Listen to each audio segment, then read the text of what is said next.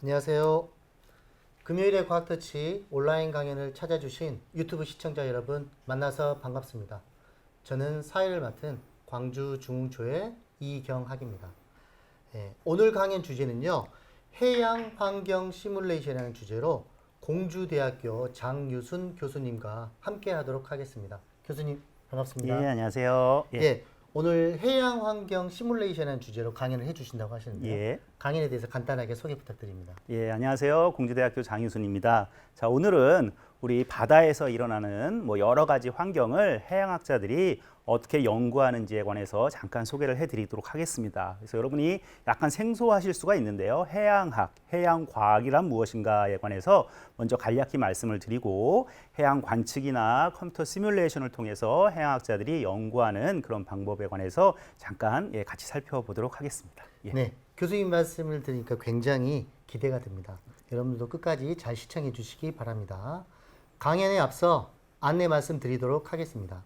광주 금요일의 과학터치 실시간 강연에서는요, 두 가지 이벤트를 진행하고 있습니다. 첫 번째는요, 우수 질문 이벤트입니다. 강연을 들으시면서 궁금한 점이 생기시면 채팅창에 질문을 남겨주시면 되겠는데요. 이 중 우수 질문 참여자에게 소정의 모바일 상품권을 드리도록 하겠습니다. 두 번째로 돌발 퀴즈 이벤트입니다. 강연 중간에 돌발 퀴즈가 나갈 예정인데요. 이 퀴즈에 제일 먼저 답을 올려주신 분께도 모바일 상품권을 보내드리도록 하겠습니다. 오늘도 많은 참여 부탁드립니다. 그럼 교수님을 모시고 강연을 시작하도록 하겠습니다. 힘찬 박수로 환영해 주시기 바랍니다.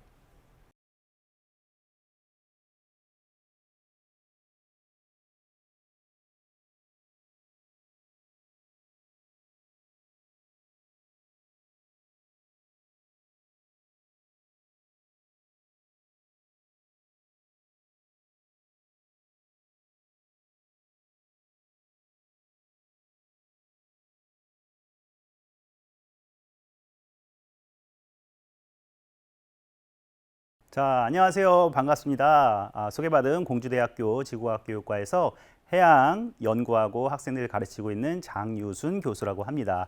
자, 오늘은 여러분들과 같이 해양 환경 시뮬레이션이라는 주제로 한번 우리 공부를 한번 해보도록 하겠습니다.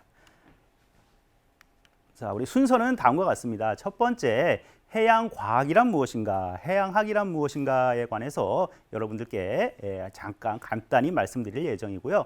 두 번째, 우리 해양학자들이 관심을 가지고 있는 대표적인 해양 환경이 있습니다. 수온, 염분, 해류, 그다음에 우리 파도 치는 파랑, 그다음에 하루에 2번 오르락 내리락 하는 밀물썰물이라고 하죠. 조석에 관해서도 잠깐 살펴보도록 하겠습니다. 자, 이런 해양 환경을 우리가 잘 모사하고 잘 연구하기 위해서는 일단 관측이 필요합니다. 그래서 관측에 관해서도 잠깐 살펴보도록 하고, 그다음에 네 번째 주제로 오늘의 메인 주제라고 할 수 있어요. 컴퓨터로 해양 환경을 시뮬레이션하는 그런 방법에 관해서도 말씀을 드리도록 하겠습니다. 그다음에 마지막 우리가 해양학, 해양과학을 배우는 이유에 관해서도 잠깐 살펴보도록 하겠습니다.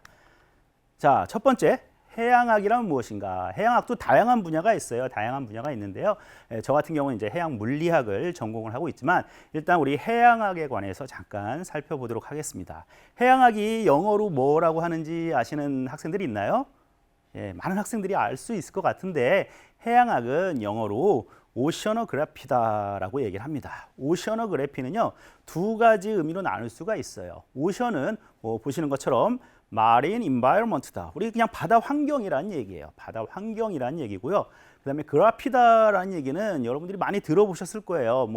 내셔널 지오그래피라는 채널도 있고요. 우리 지도를 그리는 학문들, 이런 걸 뭘까요? 지리학이라고 하죠. 지리학은 지오그래피라고 얘기를 하잖아요. 그래서 오션 그래피도 이 그래피라는 뜻이 어떤 것을 디스크립티브 한다라는 뜻이에요. 이렇게 모사한다, 그림을 그린다라는 것입니다. 그래서 해양과학, 해양학이 어려운 게 아닙니다. 바다의 환경을 디스크립티브하는 사이언스다라고 여러분들이 이해를 하시면 돼요. 그래서 오션을 그래피하는 학문이다. 이게 해양과학이다, 해양학이다라고 여러분들이 이해를 하시면 될 것 같습니다. 자, 그러면 해양학에서 어떠한 요소들을 그려낼까요? 해양학자들이. 자, 저 같은 경우는 물리 해양학을 전공하고 있기 때문에 Physical Oceanography다라고 얘기를 하는데요.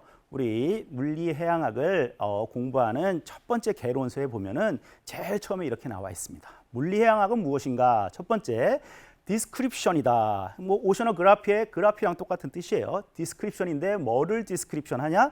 템퍼러처, 그러니까 수온이죠. 그다음에 셀러니티, 염분입니다. 그다음에 density, 밀도입니다. 여러분들 중학교, 고등학교 학생들이 많은 것 같은데 수온, 염분, 밀도는 아마 학교에서 다 배웠을 거예요. 자, 그래서 바다에서의 수온과 염분과 밀도 분포 같은 것들을 잘 디스크립션하는 학문이 물리해양학, 해양학이다. 그 다음에 바다가 가만히 있는 게 아니죠. 이렇게 끊임없이 운동을 합니다. 그래서 Study of Water Movement예요. 그죠? 바다가 움직이는 여러 가지 현상들, 아까 말씀드렸듯이 파도가 치는 파랑이라든지 조석 현상이라든지 그 다음에 끊임없이 일정한 방향으로 바다가 움직이는 해류 등에 관해서도 우리가 공부하는 학문이 Physical Oceanography, 해양학이다라고 말씀드릴 수가 있습니다. 자, 그다음에 오늘은 잠깐 뭐 얘기를 못할 것 같긴 하지만 해양과 대기는 아주 밀접한 관계가 있습니다. 바람이 불어가지고 대부분의 해류가 많이 생기잖아요. 자, 그래서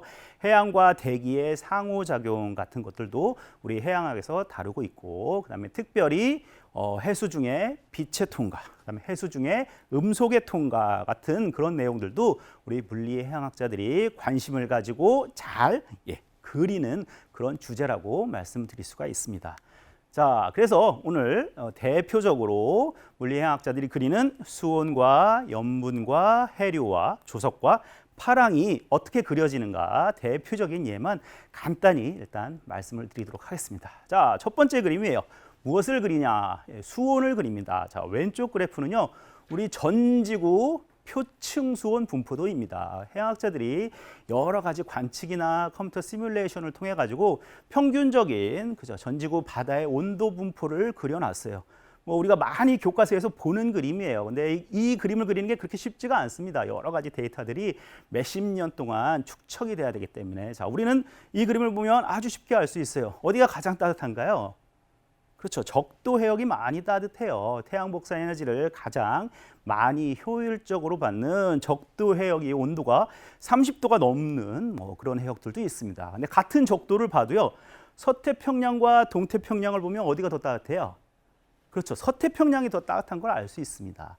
이쪽 근처에서는 바람이 동쪽에서 서쪽으로 끊임없이 붑니다. 이런 걸 우리는 그렇죠. 무역풍이라고 배웠어요. 무역풍에 의해 가지고 해류가 여러 가지 다이나믹스, 역학에 의해 가지고 움직이는데, 하여튼 간단히 설명하면 무역풍에 의해서 쫙 잘 끌려와서 서쪽으로 따뜻한 해수가 많이 모입니다. 자, 그래서 서태평양이 더 이렇게 온도가 높다라는 걸 아주 뚜렷이 알 수 있고요. 그다음에 북극, 남극 방향으로 갈수록 당연히 차가워지죠. 차가워졌는데 온도를 봤더니 0도보다 밑으로 내려온 게 있습니다. 자, 오른쪽 스케일 바를 보시면 0도까지 있는데 밑에 뾰족하죠?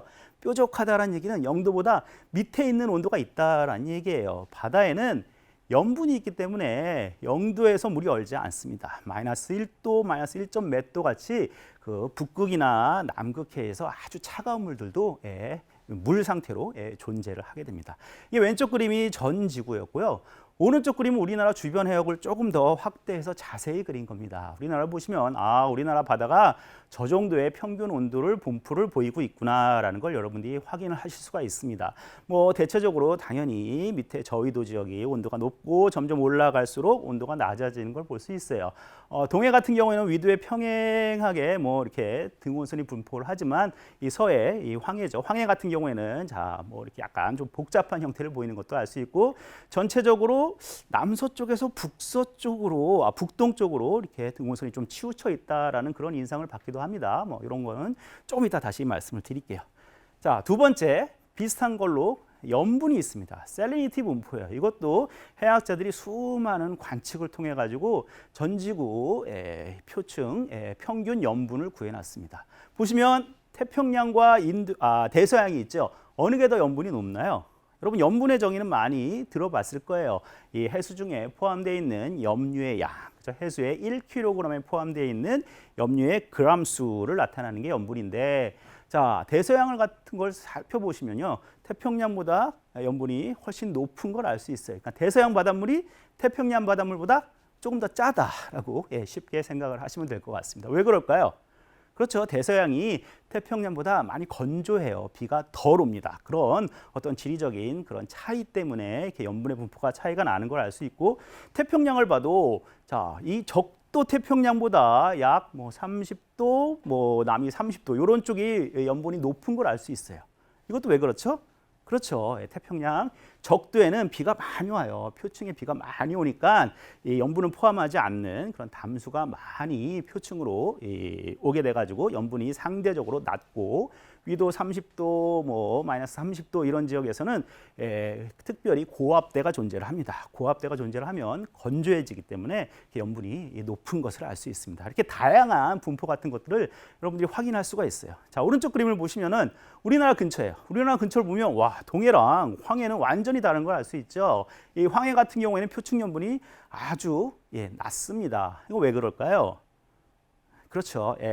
많은 양의 우리나라에서도 강물이 서해안으로 빠져나가게 되고, 그다음에 중국에서도 많은 담수들이 이 서해안으로 들어오기 때문에, 황해로 들어오기 때문에 염분 분포가 이렇게 완전히 달라지는 걸 알 수 있습니다. 그래서 같은 바다지만 우리나라 동해안이랑 이 황해랑은 완전 물리적 성질이 다른 바다예요. 자, 그다음에 염분 분포를 보시면 아까 얘기한 것처럼 남서쪽에서 이렇게 북동쪽으로 이렇게 염분이 쭉 올라가는 양상을 보일 수가 있습니다. 자, 이런 것들은 해류의 어떤 해류라는 그 세 번째 테마입니다. 해류라는 것에 영향을 받습니다.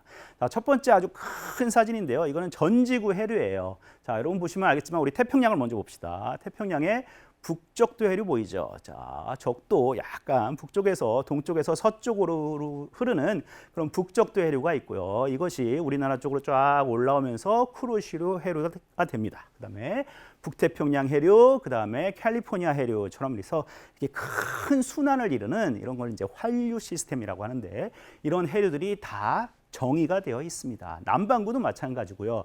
대서양도 마찬가지입니다. 북적도 해류, 멕시코 만류, 북대서양 해류, 카나리아 해류처럼 아주 다양한 해류들이 존재하는 것을 알 수가 있습니다. 우리나라 주변 해류를 조금 줌해서 볼까요? 자, 이거 같은 경우에는 우리 최근에 발간된 겁니다. 국립해양조사원이라는 해양 연구하고 관측하는 기관이랑 국내의 많은 해양학자, 박사님들, 교수님들이 모여가지고 우리나라 주변의 해류들을 새롭게 그려서 발표를 했습니다.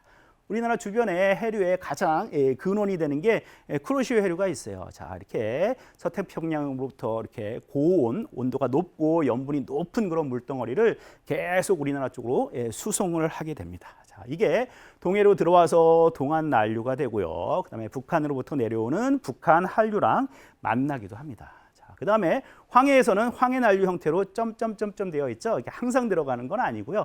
간헐적으로 황해 난류로 이렇게 형태로 들어가게 됩니다. 이 밖에도 서해 연안류, 중국 연안류, 연해주 한류 등등 많은 해류 시스템이 우리나라에 존재를 하게 됩니다. 자, 이런 것들도 다 해양학자들이 관측이나 수치 모델링 같은 기법을 이용해서 수십 년간 연구를 해서 나온 그런 잘 그려진 그런 부산물이다라는 것들을 여러분들이 확인을 하실 수가 있습니다.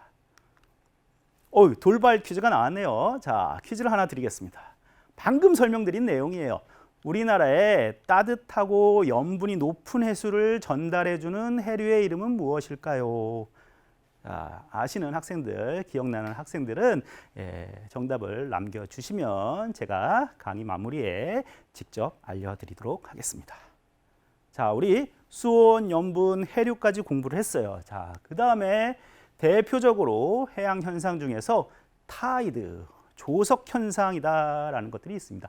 자, 이 사진은 저희 선배 교수님께서 화성에서 제부도를 바라보고 찍으신 사진이에요.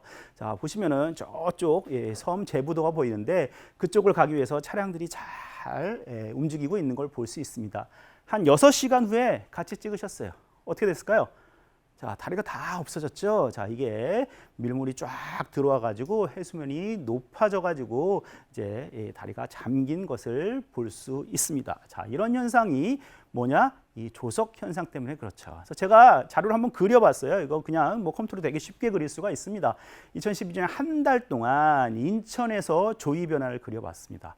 오르락 내리락 하는 패턴이 아주 규칙적이죠. 그죠? 그래서 2012년 9월 1일 같은 경우에는 최대로 해수면이 높아졌을 때가 얼마일까요? 여러분 한번 확인해 보세요. 900cm 정도 되네요. 와, 900cm 거의 9m 정도 됩니다. 9m면 엄청 높죠. 자, 우리나라 인천항은 최대 해수면이 높아졌을 때가 9m.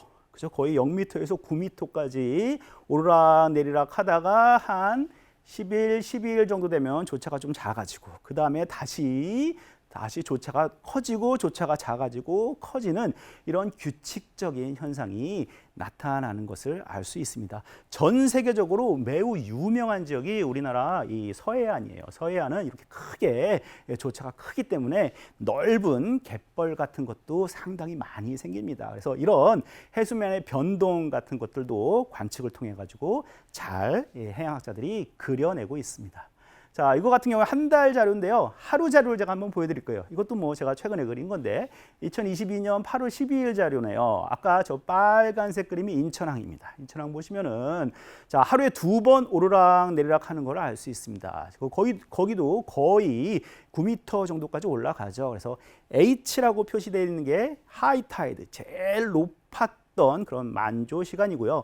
L이라고 표시되어 있는 게 로우 타이드, 제일 낮았던 하루 중에서 2번 낮은데 그런 간조 시간입니다. 그래서 만조, 간조, 만조, 간조. 자, 이렇게 하루에 2번 해수면이 오르락 내리락 하는 것을 알 수 있습니다. 그럼 우리나라는 모든 지역에서 해수면이 똑같은 패턴으로 오르락 내리락 하냐? 그렇지 않습니다. 절대. 자, 파란색 그림을 보시면 자, 여기는 군산항이에요. 자, 서해안에서 인천보다 약간 밑에 있는 자, 군산항 같은 경우에도 오르락 내리락 하는데 그 폭이 한 8m 조금 안 되네요. 자, 그다음에 만조가 나타나는 시간이 제일 처음 H가 나타나는 시간이 인천보다 조금 빠르죠. 조금 빨리 만조가 나타납니다. 자, 그다음에 그 밑에 있는 목포항을 보세요. 목포항 남서쪽에 있는 목포 같은 경우에는 역시 오르락 내리락 2번 하는데 약 5m 정도 올라가는 것 같아요. 5m 정도 올라가고 내려가고 올라가고 내려가는 게 반복하는데 올라가는 시간이 조금 더 빨라요. 그러니까 우리가 해수면이 서해안에서 해수면이 하루에 2번 오르락 내리락 하는데 높아지는 시간이 목포에서 제일 먼저 높아지고 그 다음에 한두 시간 있다가 군산, 그 다음에 한두 시간 있다가 인천. 자, 이런 식으로 이런 이 조석 현상도 이 지역마다 매우 다른 건 알 수 있습니다. 더 신기한 건요. 자, 밑에 보시면 동해가 있죠. 동해. 동해는 거의 그래프가 플랫해요. 이게 평평하다라는 얘기입니다. 그 얘기는 동해는 하루 동안에 이 조석 변동이 거의 발견되지 않습니다. 아주 조차가 작다라는 걸 알 수 있어요. 인천항이랑 거의 비슷한 위도에 있거든요. 비슷한 위도에 있음에도 불구하고 이렇게 해수면 변동이 매우 다른 걸 알 수 있습니다. 그래서 해양학자들이 이런 것들을 잘 플롯하고 그리고 나서 이건 왜 그럴까? 이런 걸 물리적으로 설명하고 고민하는 뭐 그런 일들을 하는 게 저희가 하는 일이다라는 말씀을 드릴 수가 있습니다. 이게 우리가 가장 대표적으로 알 수 있는 타이드, 조석에 관해서 말씀을 드렸어요. 자, 그 다음에 웨이브라는 게 있는데요. 웨이브는 뭐 우리가 이제 바다에 나가면 파도 친다 뭐 이런 겁니다. 뭐 아주 너무 잘 알고 있는 겁니다. 자, 왼쪽 그림은 아주 아름다운 바다예요. 제가 한참 됐네요. 2006년 6월 달에 태평양에 관측선을 가지고 관측선을 타서 관측했던 그런 기억들이 있습니다. 그때 정확히 적도예요, 저게. 적도에서 그냥 태평양 바다를 찍은 겁니다. 적도는 적도 무풍대라고 하잖아요. 바람이 많이 안 불기 때문에 매우 잔잔해요. 물론 가끔 뭐 바람이 불 때도 많이 있지만 하여튼 그런 잔잔한 바다를 제가 그때 핸드폰이 없었네요. 핸드폰이 없고 그냥 조그만 디지털 카메라로 찍었던 기억이 있습니다. 그래서 잘 소장한 그런 사진이에요. 정확히 적도에서 태평양을 찍은 거고, 자, 오른쪽 사진은요, 한 두 달 후에 뭐 태평양 갔다 온 지 얼마 안 됐는데 동해 울릉도 독도 근처를 또 관측한 적이 있습니다. 자, 그때 당시 바다를 찍은 사진이에요. 엄청나게 파도가 높아가지고 배멀미로 고생했던 기억이 있는데요. 제가 뭐 영상을 한번 보여드릴게요. 예, 그때 당시 또 디카로 디지털 카메라로 동영상을 찍은 건데, 자 이렇게 파도가 높아가지고 관측을 수행할 수가 없어가지고 이제 피항하러 가던 길입니다. 자 그때 뭐 거의 1박 2일 동안 뭐 멀미를 하면서 힘들었던 기억들이 있습니다. 자 이렇게 어려운 환경에서도 우리 이 해양학자들이 이 바다의 어떤 수온 분포, 염분 분포, 그다음에 해류 분포, 조석이나 파랑 같은 것들을 잘 확인하기 위해서 관측을 한다라는 그런 말씀을 드릴 수가 있어요. 자, 그래서 우리가 이 해양을 잘 그리기 위해서는 첫 번째 중요한 게 관측입니다. 해양의 관측 자료가 없으면요, 우리는 해양의 상태를 확인할 수가 없어요. 자, 그래서 해양 관측에 관해서 짧게 잠깐 말씀을 드리도록 하겠습니다. 자, 해양에서 우리가 여러 가지 환경 요소를 그리는데 일단 온도를 그린다고 얘기를 했어요. 온도를 관측하기 위해서 거의 최초로 이제 디자인된 그런 이 관측 기계가 난센 채숙입니다. 난센이라는 탐험가이자 이 해양학자예요. 난센이라는 사람이 이 채숙계를 발명을 했습니다.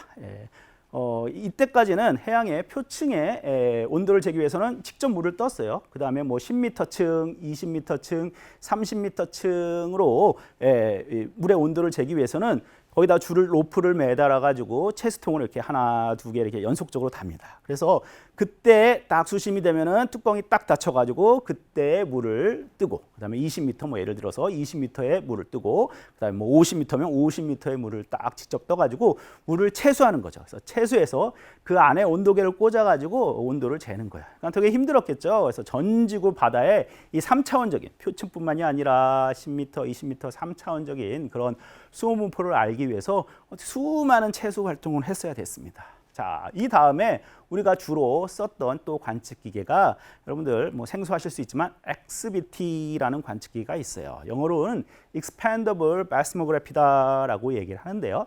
이거 같은 경우에는 그림을 보시면 아시겠지만 주로 배에 이렇게 설치를 합니다.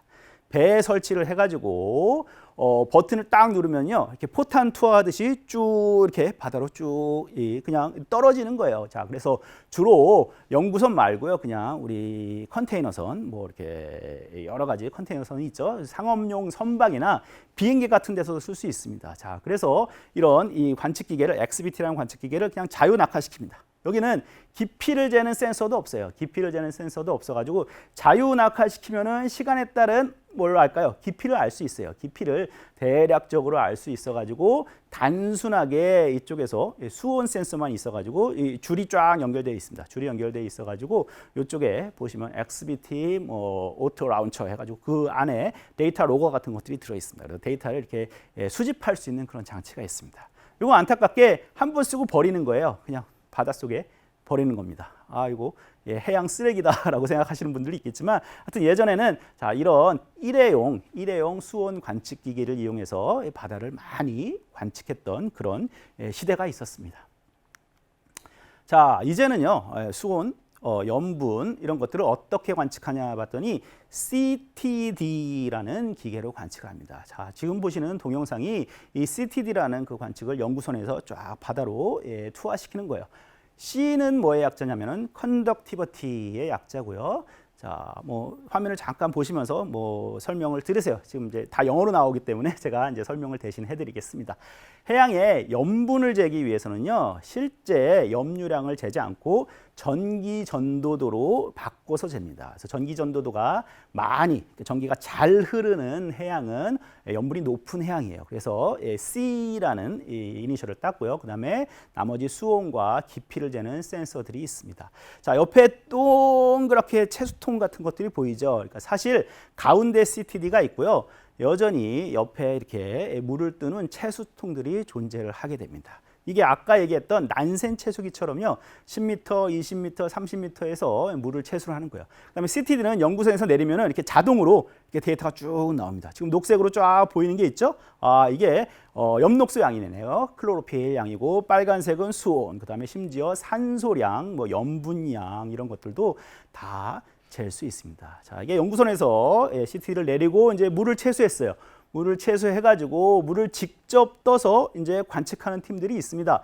주로 해양화학 안에 어떤 무기물질이나 어떤 화학적인 성분이 들어 있는가라는 것을 실제 실험실에서 실험을 해야 되기 때문에 실제 물을 뜨는 또는 해양 생물 하시는 그런 박사님들. 그래서 어떤 플랑크톤이 있는지라는 것들을 잘 살펴보기 위해서 직접 물을 뜨기도 합니다. 그래서 최근에는 이런 CTD, 그래서 용존산소, 클로로필, 탁도 등의 관측 센서를 수온과 염분 외에 추가적으로 부착해서 사용할 수 있는 그런 관측 기기가 있습니다. 자, 그 다음에 한 가지만 더 말씀을 드릴게요. 해류입니다. 해류. 우리 해류 관측하는 게 상당히 힘들어요. 수온 연무보다 힘든데 가장 힘든 관측 중에 하나입니다. 해류는 어떻게 관측할까? 내가 어느 지점에서 해류를 관측하고 싶어요. 예를 들어서 울릉도와 독도 사이에 해류가 북쪽으로 흐르는지 남쪽으로 흐르는지 관측하고 싶어요. 그럴 때는 울릉도와 독도 사이에 딱 연구선을 딱 정박시켜 놓고 거기에서 아주 깊게 저 그림에서 보시는 것처럼 와이어를 쫙 내리게 됩니다.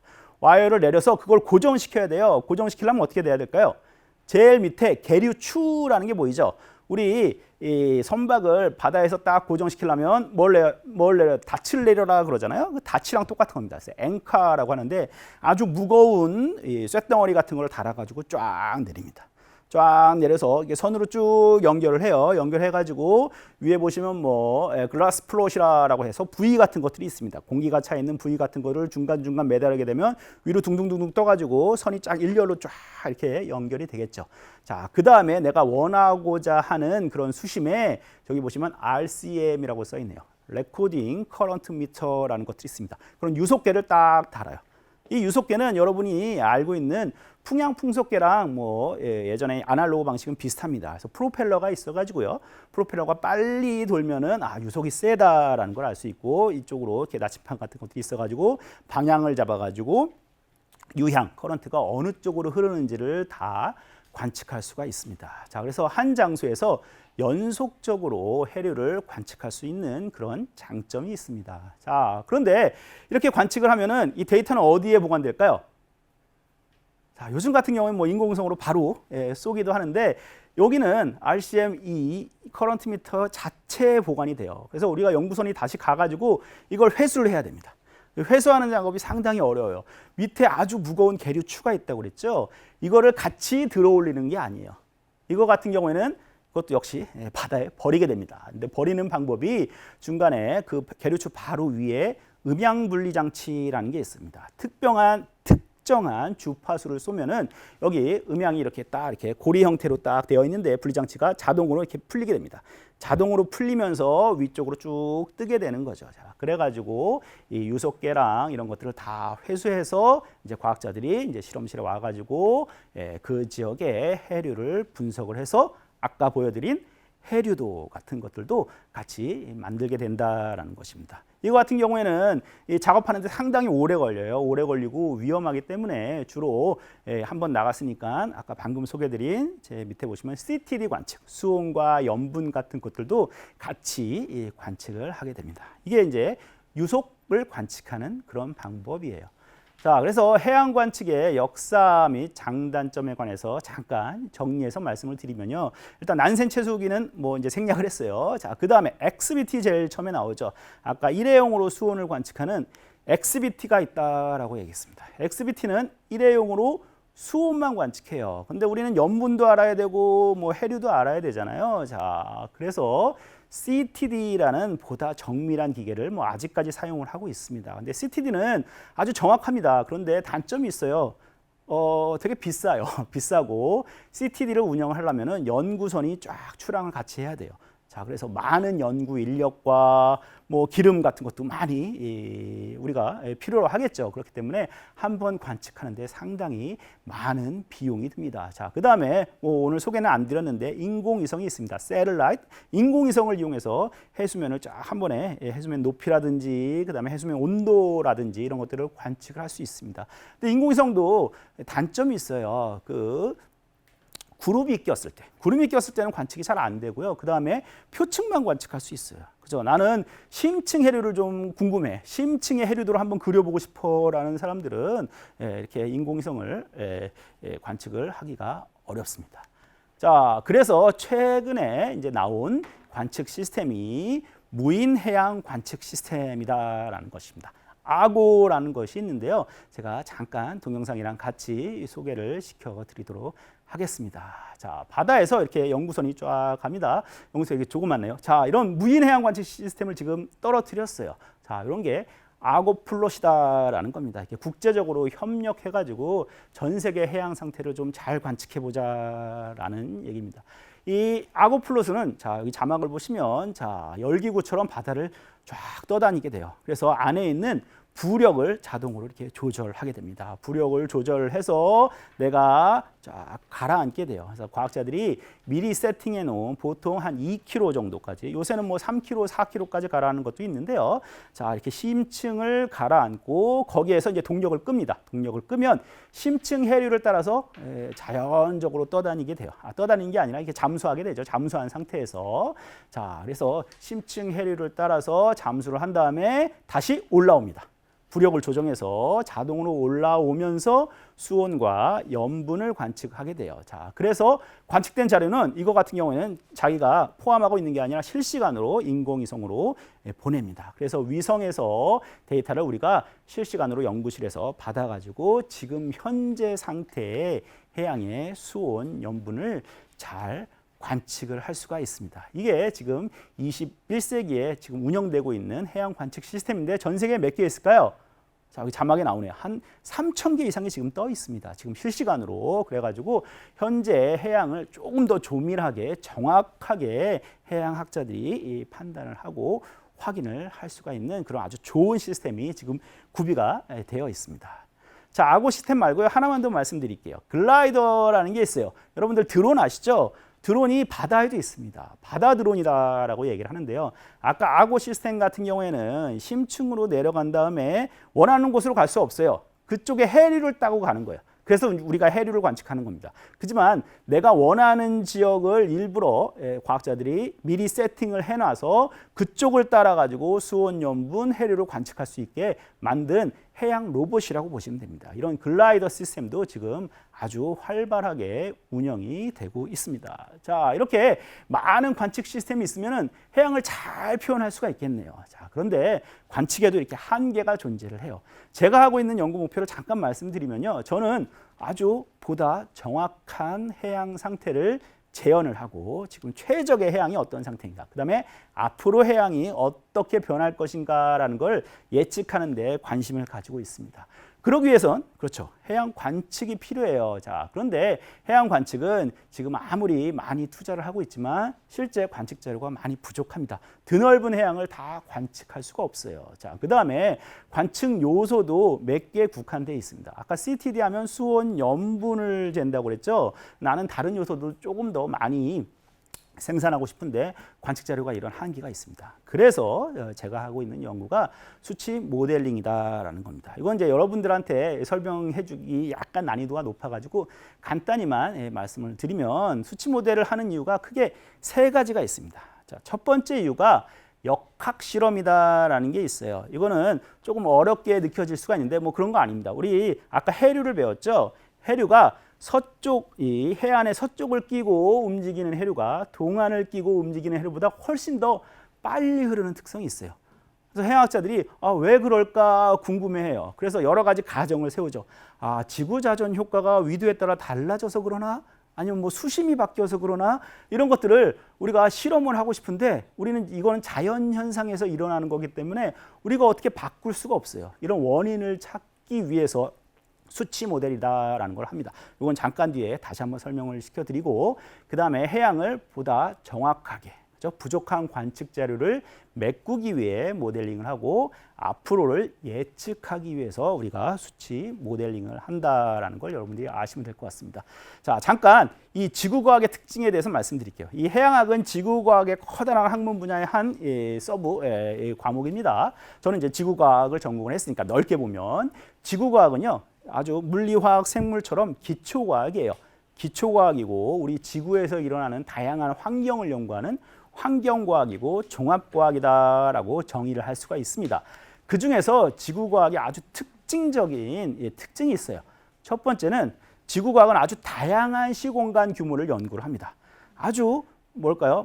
우리 먼지, 소용돌이, 돌아가는 것부터 시작을 해가지고 이 광활한 우주 스케일까지 아주 다양한 시공간 규모를 연구를 하는데 어렵지만 재밌는 게 있습니다. 그 중에서 제가 좋아하는 이 두 가지 특징이 있어요. 첫 번째 특징은 접근 불가능해요. 내가 요즘에 태풍 때문에 이제 많이 사람들이 힘들어했는데 태풍을 연구하고 싶어요. 근데 태풍에 직접 들어가서 연구할 수 있나요? 상당히 위험하죠. 내가 심층 해류를 연구하고 싶어. 아주 심해에 들어가서 연구를 할 수가 없어요. 내가 탐구하고 있는 대상을 쉽게 접근할 수가 없다라는 그런 학문적인 특징이 있습니다. 이게 접근 불가능이고요. 두 번째가 통제 불가능이에요. 아까 제가 서한 경계류, 동한 경계류 얘기했죠. 서한 경계류가 동한 경계류보다 빠른 이유가 지구 자전 효과랑 뭔가 연관이 있을 것 같다라고 생각하면 그럼 내가 지구 자전을 멈춰볼까? 이게 가능한가요? 이건 못 가능해요. 우리 자연현상 상황에서. 그래서 우리가 어떤 가상의 컴퓨터 시뮬레이션을 통해 가지고 지구를 한 2배 빨리 돌려볼 수도 있고요. 그 다음에 수심을 조금 더 깊게 만들 수도 있고 수심을 다르게 변화시킬 수도 있고 이랬을 때 해류가 어떤 방향으로 흐르는지 해류의 성격이 어떻게 바뀌는지 아주 다양한 실험을 통제를 하면서 할 수가 있습니다. 자, 그래서 이런 근본적으로 지구과학의 접근 불가능, 통제 불가능 성격을 이용을 해서 우리가 모델링이다라는 것을 합니다. 자, 그래서 모델링은 아주 역사가 그렇게 오래되지 않았어요. 해양 모델링은 1980년대부터 보통 시작을 했는데 조금 복잡한 그림이긴 하지만 간단히만 말씀을 드릴게요. 해양을 예전에는 그냥 한 개의 그냥 물덩어리로 봤어요. 그러다가 점점점 이제 해양학이 고도화되면서 어떤 지점에서 수평 방향으로도 열과 운동을 서로 이렇게 상호작용을 하고 그다음에 연직 방향으로도 이렇게 상호작용을 하면서 해양은 아주 복잡하게 이루어지고 있습니다. 참고로 말씀드리면 저는 해양을 거의 60개 층으로 나눠서 연구를 하는 사람이에요. 제 컴퓨터 시스템에서는 해양이 60개 층으로 나눠져 있습니다. 자, 이렇게 해양이 복잡하게 점점점 해양 모델링이 이제 발전을 해왔습니다. 자, 해양 모델링의 어떤 기본적인 이 원리에 대해서 시간이 조금 없지만 잠깐 말씀을 드릴게요. 여러분 어려워하시지 말고 그렇게 어려운 거 아닙니다. 예를 들어서 이런 방정식이 하나 있어요. 어떤 물질이 초기 농도가 C가 있습니다. 그래프를 보시면 타임이 0이었을 때 C 값이 100이죠. 처음에 100이라는 농도가 있는데 이게 dt분의 dc 시간에 따라서 변하는데 변하는 게 지금 마이너스 kc로 변하죠.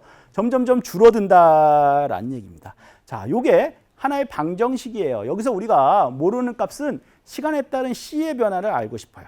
그렇죠? 시간의 함수인 c의 변화를 알고 싶은데 k 값은 어떤 비례상수가 되겠고요. 그러면 이 방정식을 풀 수 있어요. 식이 하나고 변수가 하나잖아요. 방정식을 우리는 풀어요. 이걸 이제 우리는 이제 미분한 형태여서 이제 미분 방정식이다라고 얘기를 하는데 그걸 그냥 수학적으로 풀면 c는 아까처럼 c0라는 초기값, 이 100이 되겠죠. 여기서는 그 다음에 exponential minus kt라고 해서 우리 고등학생들은 알 거예요. 지수함수적으로 이렇게 감소하는 형태가 됩니다. 그래서 요 식을 시간에 따라 미분을 하게 되면 저 왼쪽 이 방정식을 만족을 하게 됩니다. 자, 그래서 그래프를 그대로 그린 게 이제 오른쪽 밑에 있는 그래프랑 같아요. 그러니까 초기 농도를 100으로 놓고 비례상수를 0.00005로 놓으면은 저와 같은 아주 완벽한 식이 만들어집니다. 자, 이렇게 풀면은 아무 문제가 없어요. 그런데 이 해양을 구성하는 이 방정식이 이렇게 풀리지 않는 식이 있어요. 그래서 일단 이렇게 푸는 식을 이용해서 다르게 풀 수 있어요. 컴퓨터를 이용해서. 어떻게 푸냐 봤더니 시간에 따른 c의 변화를 시간을 델타 t라고 봤습니다. 이런 건 이제 타임 스텝이라고 하는데 1초 간격, 2초 간격, 100초 간격 이렇게 놓을 수 있어요. 시간에 따른 c의 m 플러스 1번째 농도 변화예요. 그 다음에 마이너스 c의 n번째 농도 변화라고 하면 이게 시간에 따른 농도 변화가 되겠죠. 이거는 마이너스 k c의 n번째 농도다라고 놓으면은 밑에 보시면 c의 n 플러스 1이 나옵니다. c의 n 플러스 1은 가로 열고 1 마이너스 델타 t k 가로 닫고 c의 n이다라고 나올 수 있어요. 자, 이 얘기는 우리가 여기서 알고 있는 값이 c의 n을 알고 있어요. 일단 초기값을 알고 있습니다. 초기값을 알고 있고 얼마 만에 시간 간격의 값도 알고 있고 처음에 비례상수도 알고 있으면 그 다음 n 플러스 1번째의 농도를 알 수가 있는 거예요. 자, 그래서 왼쪽과 같은 식으로도 구할 수 있고요. 이 식을 오른쪽처럼 오른쪽 제일 끝에 항을 C에 n 플러스 1로 놓으면 밑에 같은 식을 알 수가 있습니다.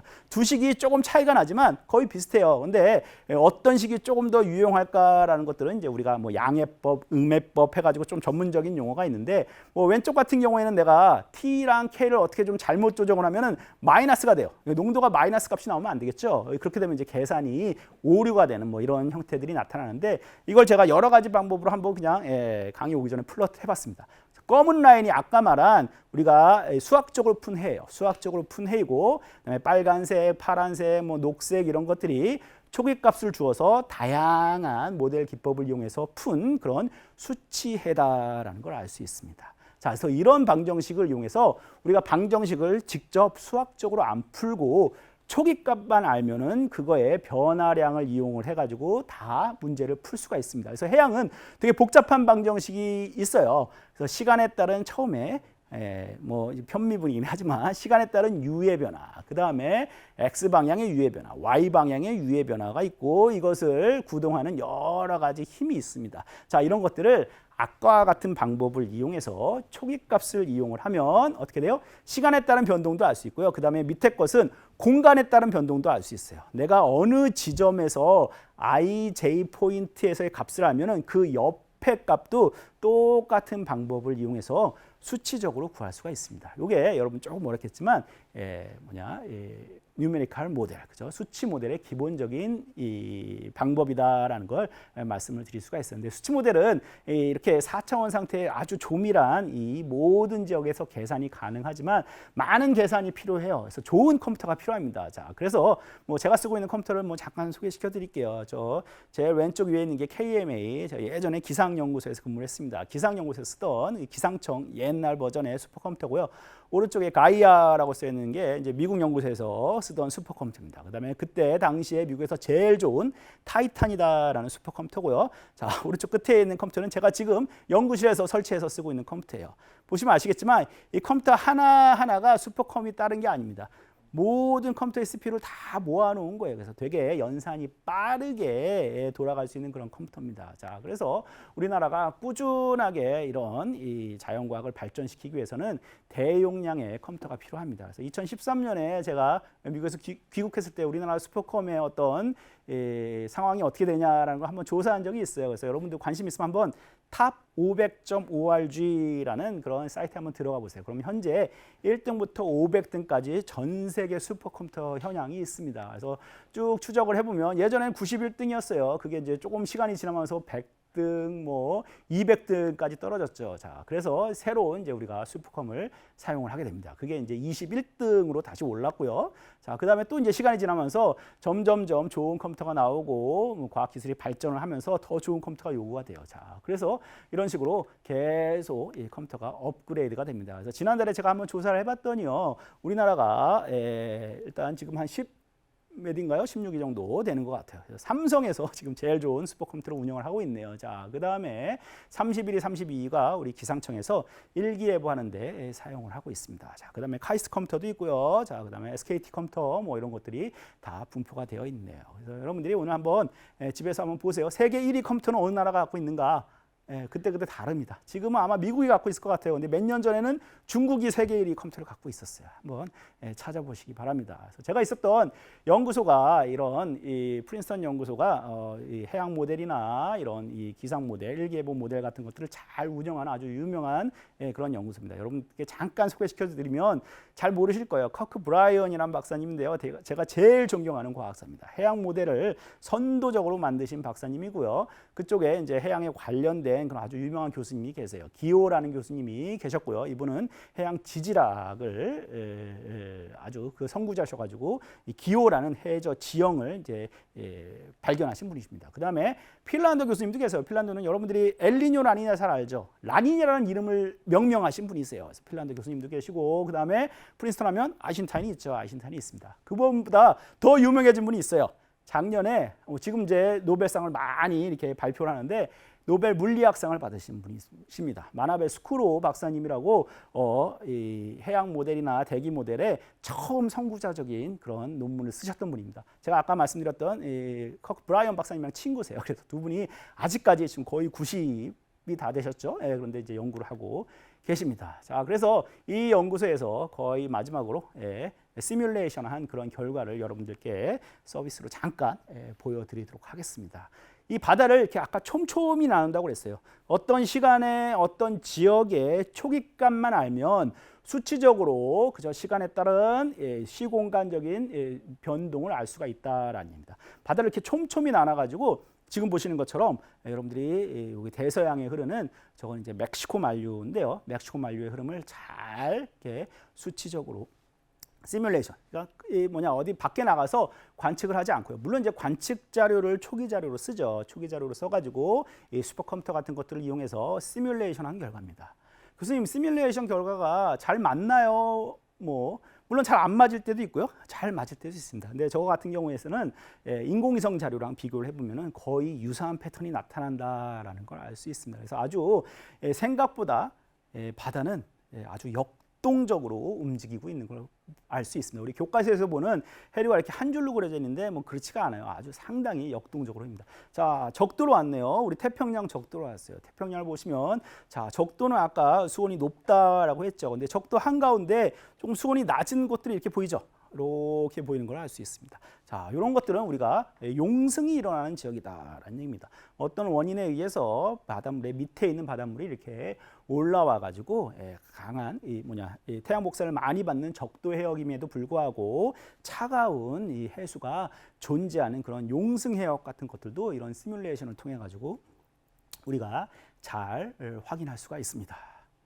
좀 감상해 보세요. 우리 유화로 이렇게 그림 그리는 것 같죠? 그림 그리는 것 같은 그런 아주 다양한 모습들을 볼 수가 있습니다. 자, 그다음에 우리나라 쪽까지만 보여드릴게요. 조금 더 많이 있긴 한데 우리나라 근처에도 자, 아까 돌발 퀴즈로 나왔던 그런 해류가 쫙 올라오는 게 보이네요. 그죠? 그런 쿠로 시작하는 해류죠.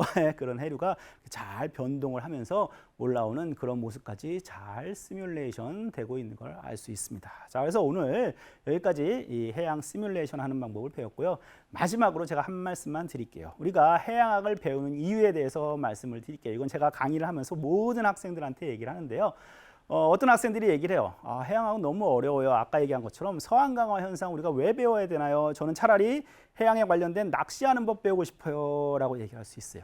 자, 생각을 해보세요. 우리가 지혜로워지려면 뭘 배워야 될까요? 솔직하게 말하면 낚시하는 걸 잘하는 학생이 지혜로운 학생이에요. 자, 단순히 이런 서한강화 현상은 어떤 지식이에요. 아까 말씀드렸던 그 어려웠던 그 수치 모델링, 그죠? 익스포넨셜하게 이렇게 딱 떨어지는 그런 지수함수로 떨어지는 이런 것을 푸는 게 너무 힘들어요. 나는 지식을 원하지 않고 생활에 꼭 필요한 낚시 같은 걸 가르쳐 주세요라고 이렇게 말하는 요구하는 학생들도 있고요. 학부모들도 있고요. 심지어 선생님들도 이런 걸 가르쳐야 된다라고 많이 주장을 하세요. 물론 이런 것도 중요하긴 하지만 이렇게 한번 생각을 해보세요. 언젠가는 필요성을 느끼는 테마가 뭘까요?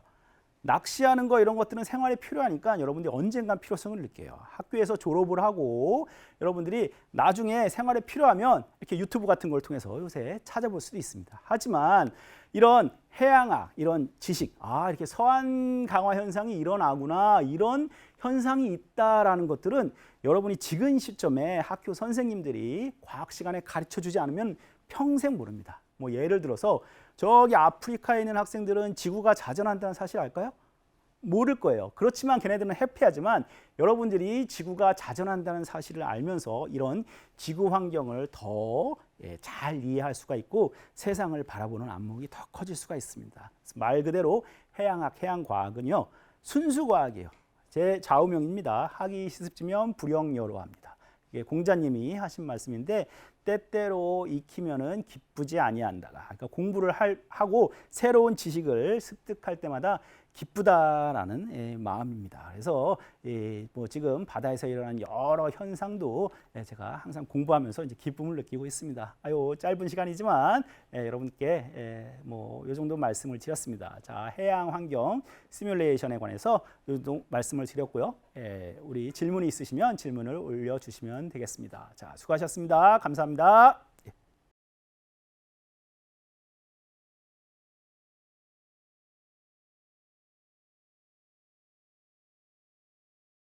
유익한 강연을 해주신 교수님과 그리고 끝까지 또 많은 질문을 남겨주신 유튜브 시청자 여러분께 감사드립니다. 여러 가지 질문이 선별되는 동안 교수님께 간단하게 질문 한번 드리도록 하겠습니다. 그 오늘 온라인 강연을 해보셨는데 소감이 어떠신지 간단하게 부탁드립니다. 솔직히 말씀드리면 어려웠습니다. 어려웠고요. 그렇지만 이렇게 온라인으로나마 제가 하고 있는 뭐 연구나 이 해양학에 관해서 소개해 줄 수 있는 그런 기회를 갖게 되어 가지고 좋은 경험이었던 것 같습니다. 예. 네, 그 해양 환경을 알아보기 위해서 여러 가지 시뮬레이션을 해보는 장치 그리고 설명 그리고 어떻게 그게 데이터화시키고 그것을 해석해 나가는지에 대해서 아주 우리 시청하신 유튜브 여러분들께 많은 도움이 되었던 것 같습니다. 그만큼 다양한 질문들이 나왔는데요. 먼저 그 중에서 한 가지 질문 한번 드리도록 하겠습니다. 미쳐버린 남고생이라는 아이들이 갖고 계신 분인데요. 그 X 액티비티는 현재도 그러면 사용이 되는지 그리고 만약에 사용이 된다고 그러면 이제 수거 같은 경우는 어떤 방법들로 하는지 궁금하다고 남겨주셨습니다. 예, 좋은 질문 감사드립니다. XBT 아직까지 사용되고 있습니다. XBT가 일단 뭐 CTD 아까처럼 뭐 이렇게 연구선을 이용해서 관측을 안 해도 되고요. 일정하게 항상 유지하고 있는 상선이나 심지어 이제 항공기를 통해서도 이제 투하가 되는데요. 그래서 아주 비용적으로 아주 간단하게 우리가 해양 관측을 할 수 있는 그런 장점이 있기 때문에 아직까지 관측이 되고요. 특별히 관측을 하는 이유가요. 예전에 XBT 관측했던 관측 지점이 있어요. 그 지점을 똑같이 지금 관측을 해요. 그 얘기는 예전에 비해서 지금 바닷물의 온도가 얼마나 높아졌는가 사람들이 관심이 되게 많습니다.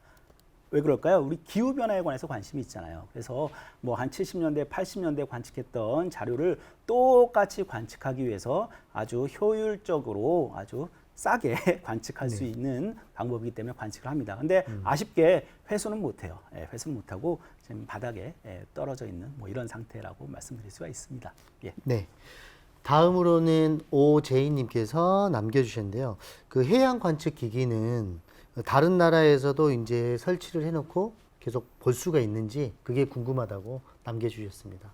예, 뭐 예전 같은 경우에는 해양 관측이 되게 어렵기 때문에 아주 소규모 그룹, 관측 프로젝트에 참여한 교수님들, 박사님들만 자료를 썼어요. 네. 그렇기 때문에 어떻게 보면 해양 과학의 발전이 조금 늦어졌다라고 얘기를 할 수가 있는데 아까 소개해드린 뭐 아고플로트 같은 거 있잖아요. 그거 같은 경우에는 국제 협력으로 이 자료는 모든 세계의 과학자들이 편하게 무료로 데이터를 쓸 수가 있게끔 그런 협약을 맺었습니다. 자, 그렇기 때문에 요즘 나오는 관측 자료들은 다 오픈되어 있어요. 대부분이 뭐 물론 그렇지 않은 자료들도 뭐 있긴 하지만 그래서 과학자들이 아주 편하게 관측 자료를 다운받아 가지고 쓰고 분석하고 연구에 활용을 할 수가 있습니다. 예.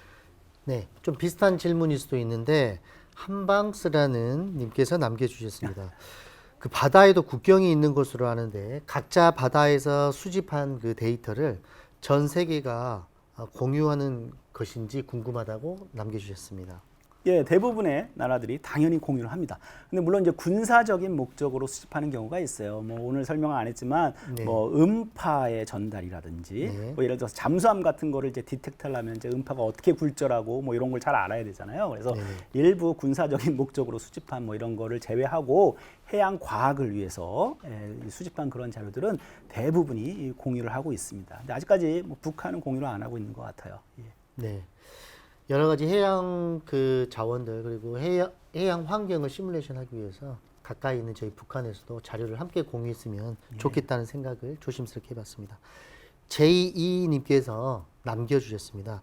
그 시뮬레이션을 하려면 이제 여러 가지 준비 과정 그리고 어떤 것이 필요한지 그리고 그 교수님께서 아까 우리 유튜브 시청하신 그 친구들에게도 해양학 관련된 전공 얘기를 해주셨는데요. 두 가지 질문. 해양학을 전공하면 이제 진로는 어떻게 되는지 그것도 궁금하다고 남겨주셨습니다. 예. 예, 일단 해양 시뮬레이션을 하기 위해서는 뭐 첫 번째로 해양학적인 지식이 필요합니다. 아까 어떤 방정식을 이용해서 방정식을 따라가면서 이제 해를 구하는 거다라고 말을 했기 때문에 해양의 운동을 일으키는 여러 가지 힘이 무엇인가? 바람이든 뭐 마찰력이든 지구 자전 효과든 뭐 여러 가지 점성력이든 여러 가지 힘들이 있습니다. 이런 방정식을 잘 이해를 하고 있어야 돼요. 그래서 전공을 잘 해야 되겠죠. 그래서 해양학 전공을 잘 하셔야 되고 네네. 그 다음에는 좋은 컴퓨터가 있어야겠어요. 그래서 컴퓨터를 잘 이용을 해야 되고 그 다음에 프로그래밍을 해야 됩니다. 그래서 요새 이제 코딩 같은 걸 많이 하는데요. 프로그래밍 그런 능력들이 좀 있으면은 보다 수월하게 시뮬레이션을 조금 수월하게 이제 연습할 수 있다라는 그런 말씀을 드릴 수가 있어요. 네. 자, 예. 저희가 이제 해양학 관련되면 그냥 해양에 관련된 그런 전문가들만 연구한다고 생각했는데 여러 분야에 있는 사람들과 같이 협업해서 하는 게 좀 인상적인 것 같습니다. LD님께서 남겨주셨는데요. 그 위도가 비슷하면 저희가 학교에서 공부할 때는 해수 온도가 비슷하다고 이렇게 배웠는데 그러면 아까 교수님께서 설명하실 때 실제 수온이 나타난 지도를 살펴보니까 조금 찌그러져 있는 형태를 좀 보이는 것 같더라고요. 그러면 한류와 아까 난류 말고 그렇게 직접적으로 영향을 미치는 것들이 뭐 어떤 것들이 있는지 그 요인이 예. 어떤 것들이 있는지 궁금하다고 남겨주셨습니다. 뭐 아주 다양한 요인이 있겠죠. 일단 맞습니다. 위도에 따라서 태양 복사량이 이제 달라지기 때문에 당연히 저위도에서는 바닷물이 따뜻한 게 맞는데 아까 말씀하신 것처럼 한류가 흐르는 지역, 난류가 흐르는 지역 같은 경우는 당연히 수온이 변하겠죠. 그거 외에 아까 잠깐 말씀드렸는데 뭐 용승이라는 것들도 있어요. 그래서 뭐 어떤 이 바람에 의해서 좀 어려운 얘기긴 하지만 에크만 수송이라는 그런 과정들이 있습니다. 이런 것들에 의해서 물을 보충하기 위해서 심층으로부터 이렇게 바닷물이 올라와 가지고 차게 만드는 그런 효과들도 있습니다. 자, 그래서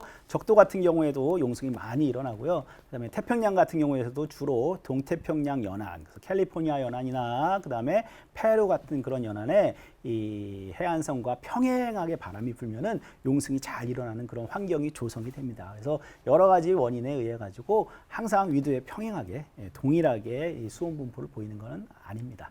예. 네. 다음은 최은영 님께서 남겨주셨는데요. 그 해양 환경을 이해하고요. 정확하게 이제 여러 가지 데이터를 파악하게 되면 이게 추후에 그 미래 해양 도시 건설하는데 어떤 또 도움을 주는지 좀 궁금하다고 남겨주셨습니다. 좋은 질문입니다. 미래 해양 도시가 건설됐으면 좋겠어요. 자, 그런데 일단 저희가 시뮬레이션을 하고 우리가 지금 일기예보를 하잖아요. 일기예보를 하는 것처럼 바다도 해양 예보를 합니다. 그래서 이 시뮬레이션 결과를 미래 예측에 활용을 하게 돼요. 그래서 내일 파도가 어떻게 칠지 우리 지금 일기예보할 때 그런 예보도 하잖아요. 그것뿐만이 아니라 해류 패턴이 어떻게 변할지, 수온이 어떻게 변할지, 염분이 어떻게 변할지 해가지고 예측 자료를 잘 생성하게 됩니다. 그래서 지금 우리나라도 아주 다양한 기관에서 이 해양 시뮬레이션 결과를 이용해서 해양 예측을 하고 있습니다. 자, 그래서 이런 예측 자료가 당연히 미래에 조금 더 안전하고 훌륭한 그런 해양 도시를 만드는데 충분하게 기여를 하겠죠. 예. 네. 다음은 그 해양을 진로로 두고 있는 학생이 좀 남겨주셨습니다. 해양은 물화생지 4개 분야가 있는지 그리고 이 진로를 고민하는 학생 같은 경우는 그 친구 같은 경우는 생명 영역으로 가고 싶은데 추천하신 과나 직업에 대해서 좀 얘기를 해달라고 남겨주셨습니다. 예, 아주 다양한 진로가 있습니다. 해양학도요. 제가 오늘은 저는 이제 물리해양학 쪽을 전공하고 있기 때문에 물리에 대해서 말씀을 드렸지만 화학해양학도 있고요. 생물해양학도 있고 지질해양학도 있습니다. 자, 그래서 해양의 전반적인 것을 배우고 싶으시면요. 뭐 지구환경과학부라든지 해양학과라든지 뭐 지구과학과, 지구과학 교육과 이런 데에 들어오시면은 해양의 전반적인 것을 배우시고 그 다음에 내가 그 부분에서 물리적인 요소가 재밌다 아니면 뭐 생명에 관한 요소가 재밌다라면 조금 더 고학년 때 좀 선택 과목을 많이 늘려가지고 공부를 하고 그 다음에 대학원 과정을 통해 가지고 뭐 연구자가 될 수도 있고 뭐 그렇습니다. 그래서 아주 다양한 학과가 존재를 하고 있고 특별히 우리나라에서는요 모든 국립대에서는 기본적으로 해양학과가 다 설치가 되어 있습니다. 해양학과 또는 지구환경과학부 뭐 이런 쪽을 여러분들이 살펴보시면은 관련된 그런 이 진로에 관한 정보를 얻으실 수 있을 것 같습니다. 예. 네. 질문을 남겨주신 그 학생분께서는 좀 도움이 되었으면 좋겠습니다. 다음은 저울대님께서 남겨주셨습니다. 해류, 염분, 온도 등이 바뀌면 그 계속 다시 관측을 하는 건지 그게 궁금하다고 남겨주셨습니다. 좋은 질문이세요.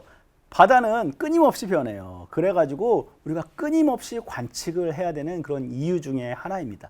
우리 해양학자들은 바다를 어떤 생명체처럼 느껴요. 이게 생명체처럼 느끼기 때문에 항상 같은 지점의 수온, 염분, 밀도가 똑같은 게 아닙니다.